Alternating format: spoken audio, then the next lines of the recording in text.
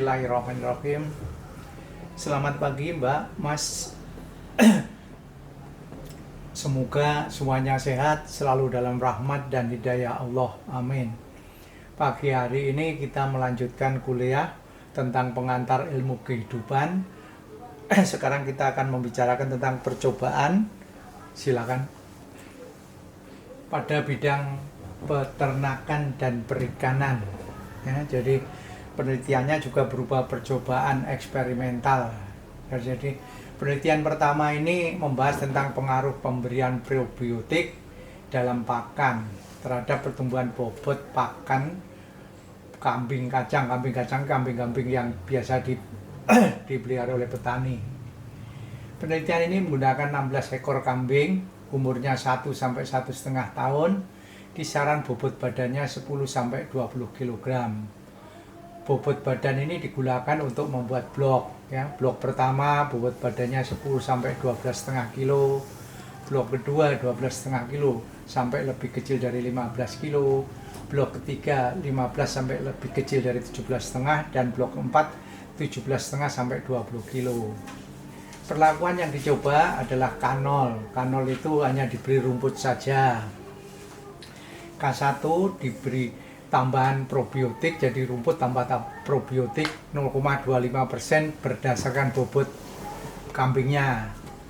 K2 rumput ditambah 0,50%. K3 rumput di bawah 0,75%. Dan model yang digunakan dalam penelitian ini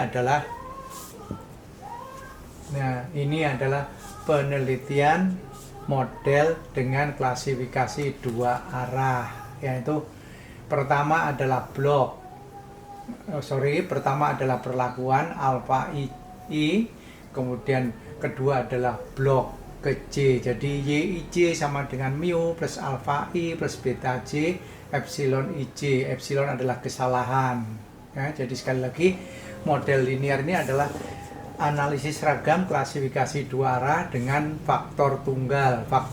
Tunggalnya adalah perlakuan. Perlakuannya adalah penambahan probiotik.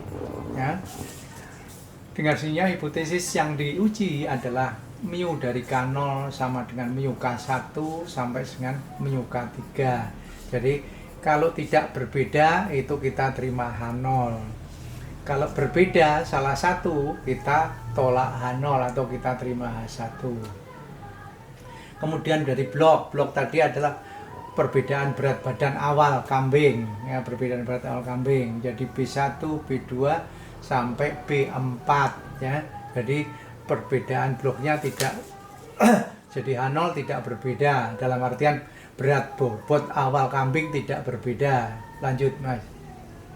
Nah, penempatannya adalah seperti ini, karena ini adalah 2 arah. Jadi blok 1 adalah bobot kambing awalnya adalah 10 sampai 12,5, kemudian 12 sampai 15,5, 15 sampai 17,5, 17 sampai 20. Jadi 1 2 3 4. Jadi nah, randomnya gimana? Randomnya K0, K1, K2, 3 di random di berat badan yang pertama. Kemudian K0, K1, K2, K3 di berat badan awal yang kedua, awal yang ketiga, dan awal yang keempat. Nah, dengan sendirinya, lanjut. Analisis seragamnya adalah seperti ini. Bloknya 3, karena bloknya 4, jadi derajat bebasnya 3. Perlakuannya 3, ya. Kemudian totalnya 15, jadi galatnya berapa? Galatnya adalah 15 dikurangi 6 jadi 9. Ya. Nah, kemudian setelah diuji, lanjut. Setelah diuji, ya, ternyata pertambahan berat bobot kambing yang diamati, ya, rataan pertambahan berat bobot kambing gram per ekor per hari, ya. Jadi tanpa pemberian probiotik 51,79 plus minus 8,1, kemudian K1-nya jadi ditambah 25%. Oh, ditambah berapa tadi? 5% atau 25%? Tadi 25%, 50, 75, 25 kan itu, ya. Terus kemudian K2 65,12 plus minus 6,40. K3 83,91 plus minus 15,24. Plus minus itu adalah deviasi standar. Jadi deviasi standar dalam perlakuan, bukan antar perlakuan tapi dalam perlakuan. Jadi dalam K0, dalam K1, dalam K2, dalam K3. Nah, setelah dihitung menurut penelitinya dihitung BNT 5%, jadi beda nyata terkecil. Jadi di antara dua perlakuan, kalau perbedaannya itu lebih dari 8,3 berarti berbeda. Jadi misalkan antara K0 sama K1 tanpa diberi sama diberi berapa 25% atau berapa tadi? Jadi yang pertama tadi K0 sama K1 itu bedanya adalah 7, ya 7, hampir 6, jadi lebih kecil dari 8,3. Jadi K1 sama K0 tidak berbeda, jadi AA.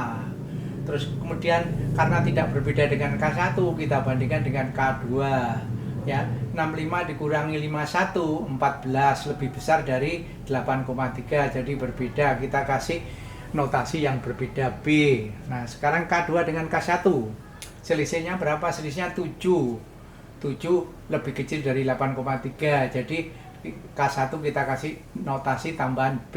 Jadi artinya K0 dengan K1 tidak berbeda, tapi K0 dengan K2 berbeda, K1 dengan K2 tidak berbeda. Sekarang K1 dengan K3 jauh, 83 sama 58 jauh, jadi lebih besar dari 83, jadi kita kasih nilai C. Karena K1 dengan K3 sudah berbeda, kita bandingkan lagi K2 dengan K3 masih jauh, sekitar 18, masih lebih besar dari 8,3. Jadi hasilnya adalah pengaruh probiotik ya berbeda dengan K1, K0 tidak berbeda, tapi K0 dengan K2 berbeda, K1 dengan K2 tidak berbeda, K3 dengan K2, K1, K0 berbeda. Yang terbaik yang mana? Adalah K3, kan itu. Lanjut. Nah ini yang ini kan adalah efisiensi pakan. Efisiensi pakan, jadi pakan mana yang lebih efisien? Ternyata dihitung berdasarkan yang diberikan, kemudian yang dimakan. Ya caranya itu urusannya orang peternakan. Setelah diberikan probiotik, tapi hampir sama dengan tentang pertambahan bobot itu ya. Jadi 15 selisihnya 2. Selisihnya 2 1,3 ya, 1,3 dengan 15,05 dikurangi masih sama, pas sama persis, jadi tidak berbeda K0 dengan K1. Tapi K0 dengan K2 berbeda, K1 dengan K2 tidak, ya, K1 dengan K3 berbeda, K2 dengan K3 juga berbeda. Jadi dilihat dari efisiensi pakan juga begitu, jadi bahwa pertambahan probiotik ternyata lebih efisien dalam penggunaan pakan. Nah, jadi ini kesimpulan dari penelitian pemberian probiotik pada kambing kacang tadi kan tuh. Nah, kita lanjut pada penelitian kedua. Penelitian kedua adalah pada ayam broiler. Ayam broiler ya. Pergantian biji jagung dengan biji apokat, jadi biji apokatnya diganti, biji jagungnya diganti dengan biji apokat ya. Jadi ada 20 ayam broiler dengan 5 perlakuan dan 4 ulangan, jadi masing-masing perlakuan diulang 4 ya, diulang 4, ada 5 perlakuan. Perlakuan adalah ransum tanpa biji apokat, jadi hanya jagung saja. Kemudian B-nya 5% jagung diganti apokat, C-nya 10% jagung diganti apokat, D-nya 15% jagung diganti apokat, dan E-nya 20% jagung diganti apokat. Jadi penelitian ini kalau melihat ini adalah tidak ada blok, jadi menggunakan pendekatan analisis ragam satu arah ya. Lanjut. Nah, dengan sendirinya berbeda dengan yang tadi. Kalau yang tadi ada blok, di sini tidak ada. Di sini hanya ada perlakuan.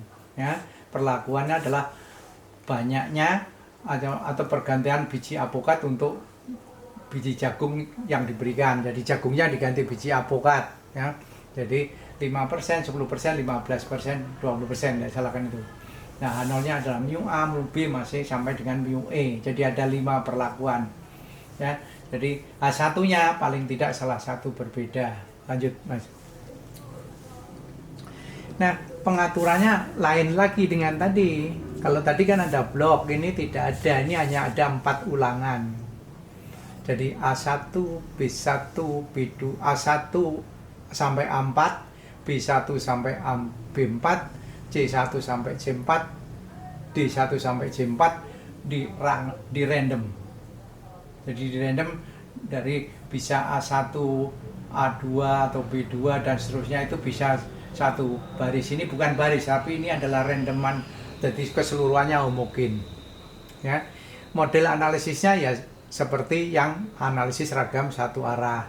Perlakuannya 4 derajat bebasnya karena 5, galatnya 15 karena 19 dikurangi 4 jadi 15. Jadi kalau F hitung lebih besar dari F0,05 tolak H0, sebaliknya kalau terima H0 perlakuan tidak berbeda. Jadi ini kebalik penyajian aja. Seringkali kadang-kadang yang diterima taruh di atas, yang ditolak ditaruh di bawah. BNT-nya dibagi 4 karena ulangannya 4. Nah, coba sekarang lanjut. Nah, penyajiannya juga seperti ini ya. Jadi A tanpa jagungnya jagung saja. B 5% jagung diganti apokat, C 10%, D 15%, E 54%. Ya. Jadi yang paling rendah adalah yang diganti apokat 20%, 54,7.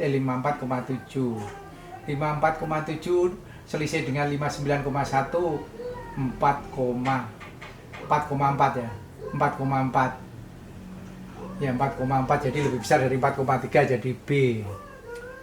Terus kemudian dengan ternyata tidak tahu benar apa salah tapi yang jelas kita ikutin saja. Jadi ternyata dengan tambahan 15% itu 10% itu lebih tinggi dibandingkan tambahan 5%. Jadi C itu jadi B sendiri, C sendiri, D jadi dengan 67 dulu. Dengan 67 ternyata berbeda. Kemudian dengan 68 tidak berbeda, tapi 68 dengan 72 tidak berbeda. Ya, jadi hasilnya apa? Hasilnya bahwa biji jagung paling baik, paling bagus, tapi dengan ditambah 10% itu justru kurang, justru tidak berbeda, tapi ditambah 5% kok berbeda. Itu urusannya orang peternakan, bukan urusan kita. Itu mengapa berbeda ditambah 5%, tapi kalau ditambah 10% kok jadi lebih bagus, itu bukan urusan kita. Lanjut, Mas. Nah, rataan ekskresi ya, ekskresi itu adalah yang terbuang. Ya, yang terbuang yang paling rendah adalah juga ini, yang paling adalah kalau dikasih diganti 20%. Ya, 20%. Tidak berbeda dengan yang menambah 12%, 5% tidak berbeda dengan 10%, tidak berbeda dengan 5%, tapi berbeda dengan tanpa diganti. Ini, jadi lanjut. Nah, sekarang kita ini adalah tentang perikanan. Ya, perikanan ini orang menangkap, ada menangkap waktu sore, malam hari, sore hari, pagi hari penangkapannya. Yang dilihat adalah keramahan tangkapan. Jadi keramahan tangkapan itu persentase, kalau yang ketangkap itu ada kriteria, kalau semua ketangkap itu tidak ramah lingkungan. Jadi ada batasannya. Ya, ada skornya 1 sampai 4 ya. Tapi bukan urusan kita, tapi kita urusannya adalah membantu mereka. Nah, model nilai yang digunakan adalah tadi sebentar sebelumnya. Jadi perlakuan yang diteliti adalah penangkapan pada sore hari, malam hari, A1 malam hari, pagi hari, A1 sore hari, malam hari, pagi hari, ya. Kemudian menggunakan 2 bulan. B1 gelap bulan pertama, B2 gelap bulan kedua. Masing-masing kombinasi perlakuan dilakukan selama 5 hari. Jadi ada 5 ulangan, ada 2 kombinasi. Kombinasi tentang waktu penangkapan dan bulan. Bulan 1, bulan 2, lanjut. Jadi modelnya itu adalah klasifikasi satu arah, tapi 2 faktor. Yaitu faktor A sama faktor B. Faktor A terdiri dari 3 level, yaitu waktu sore hari, malam hari, pagi hari. Kemudian B, bulan gelap, karena bulan gelap pertama sampai bulan gelap kedua. Ulangannya adalah 5. Ya, jadi ada A, waktu penangkapan, B, penangkapan pada bulan gelap, terus A, alfa, beta adalah interaksi. Jadi yang diuji adalah A, B, AB. Jadi ada 3 hipotesis. Hipotesis tentang waktu penangkapan, hipotesis tentang bulan gelapnya, dan hipotesis interaksi antara bulan gelap dan waktu penangkapan. Silakan, Mas. Nah, bentuk analisis seragamnya adalah seperti ini. Ya, waktu penangkapan 3, jadi derajat bebasnya 2. Bulan gelapnya ada 2, jadi derajat bebasnya 1. Interaksinya 2 kali 1, 2. Galanya 29 dikurangi 2, kurangi 1, kurangi 2, jadi 24. Nah, jadi silakan. Jadi yang diuji dulu adalah AB-nya. Kalau AB-nya itu F hitungnya lebih besar dari F0,05 tolak H0. Jadi seperti minggu yang lalu, kalau interaksinya berbeda, kita tidak bisa melihat tentang A, tidak bisa melihat tentang B. Yang harus kita lihat adalah kombinasi dari perlakuan itu. Jadi lanjut. Bentuk penyajiannya adalah seperti analisis yang percobaan faktorial tadi, dari 2 faktorial, faktor A sama faktor B. Sore hari, malam hari, pagi hari pada gelap pertama, gelap kedua. Notasinya kita lihat bedanya nyatanya adalah 0,1. Kita lihat dari pertama itu antara 7,1 sama 7,2. Selisihnya kan 0,1 sama. Jadi kita kasih huruf A. Terus kemudian 7,1 selisihnya dengan 7,3, 2 kita kasih B. Ya. Terus kemudian 7,3 dengan 7,2 selisihnya 0,1 kita tambah B, kan itu. Nah, 7,2 dengan 7,4 selisihnya 0,2 kita kasih C. 7,4 dengan 7,3 selisihnya 0,1 kita kasih C. 7,3 dengan 8,0 berbedanya lebih dari 0,1 bisa kasih D. 7,4 dengan 8,0 selisihnya 0,6 tetap saja D. 8,0 sampai 8,8 selisihnya 0,8 jadi E. Jadi ini intinya keramahan lingkungan yang paling rendah adalah tangkapan pagi hari pada gelap yang kedua. Tidak berbeda malam hari pada gelap kedua. Tapi berbeda dengan pagi hari gelap yang pertama. Ya, gelap yang pagi hari itu tidak berbeda dengan malam hari pada gelap pertama. Tapi dengan malam hari gelap kedua ternyata berbeda. Sore hari ternyata lebih ramah. Ya, tapi sore hari pada gelap pertama dengan gelap kedua ternyata berbeda. Jadi kita tidak bisa melihat tentang pengaruh waktu tangkapan karena interaksi antara gelap pertama sama gelap kedua itu berbeda nyata. Tidak bisa melihat rata-rata dari sore hari, malam hari, pagi hari, yaitu gelap pertama, gelap kedua tidak bisa karena interaksinya berbeda nyata. Lanjut. Nah, yang keempat adalah studi tentang pertumbuhan dan kelangsungan hidup benih ikan gabus pada berbagai tingkatan pemberian pakan. Ya, jadi ini adalah di bidang perikanan. Percobaan ini dilakukan dengan pengaturan klasifikasi satu arah dengan perlakuan pemberian dosis pakan, persentase bobot tubuh ikan. Jadi nanti diberi tambahan pakan. Penelitian dilakukan dalam akuarium dan masing-masing akuarium ditebar 5 ekor gabus. Jadi diulang sebanyak 3 kali. Jadi ada 3 akuarium masing-masing penelitian, dan masing-masing akuarium terdapat 5 ekor ikan gabus. Ya, jadi ulangannya 3, tapi ada sub sampelnya ada 5 ekor ikan gabus. Jadi di dalam akuarium ada 5 ekor ikan gabus. Kemudian masing-masing akuariumnya diulang, perlakuannya diulang 3, jadi 3 akuarium, masing-masing akuarium ada 5 ekor ikan gabus. Total akuariumnya ada 12. Silakan, Mas. Ya, jadi di dalam penelitian ini itu hipotesisnya berbeda dengan hipotesis yang ketiga percobaan tadi. Meskipun 3 percobaan tadi juga mirip dengan ini, harusnya peneliti lebih tertarik seperti ini. Jadi hipotesisnya adalah hipotesis hubungan. Kalau tadi hipotesis perbedaan.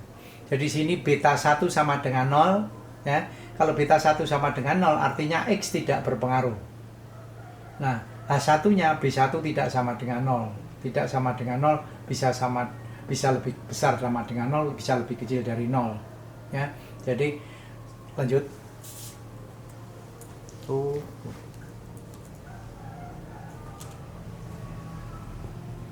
Penyajian datanya itu seperti ini.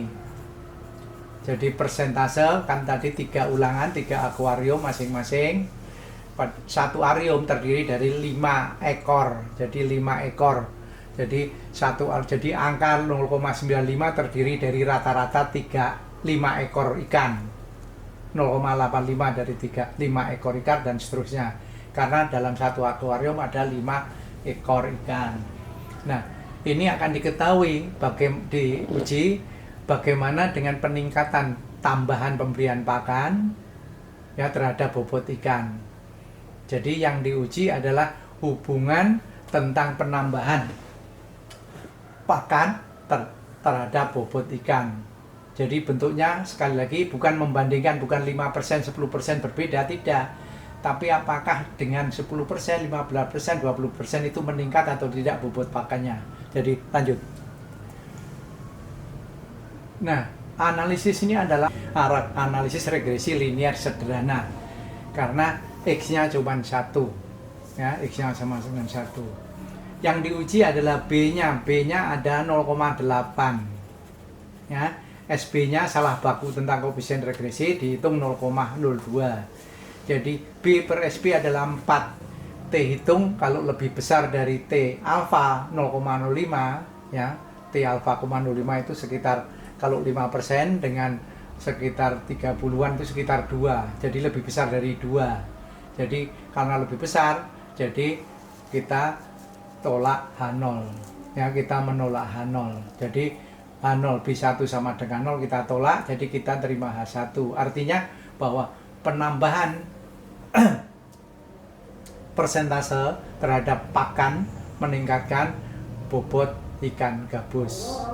Nah, R kuadrat adalah persentase pengaruh X terhadap Y, jadi 0,81. Jadi akhirnya 81% ya, bobot pakan dipengaruhi oleh X. Ya, binolnya berapa? Binolnya 5. Jadi tanpa pemberian itu rata-rata penambahan bobotnya sudah 5. Artinya 0,08 apa artinya? Artinya setiap kenaikan 1 unit X akan menyebabkan ini 0,08 ini sorry. Ini dari 0,08 berarti bukan balik lagi tadi. Jadi hasil pendugaan dari percobaan pengaruh tingkat pemberian persentase pakan yaitu ditambah vitamin terhadap bobot ikan adalah Y sama dengan 5 plus 0,08 X ya. X itu adalah persentase pemberian pakan. Y-nya bobot ikan. Artinya di sini setiap kenaikan persentase penambahan vitamin atau apa saja akan meningkatkan bobot badan ikan 0,08 gram. Ya, akan meningkatkan setiap pertambahan 1 unit, kalau 1 unitnya 1%, ya tiap 1% penambahan vitamin atau apa akan meningkatkan penambahan bobot badan 0,08 gram per ekor per hari. Angka 5 adalah kalau tidak ada pengaruh X, jadi kalau tidak ditambah dengan X, itu rata-ratanya 5. Ya 5. Itu.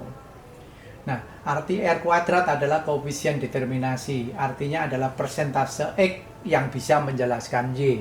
Jadi pertambahan berat bobon ikan bisa dijelaskan oleh X.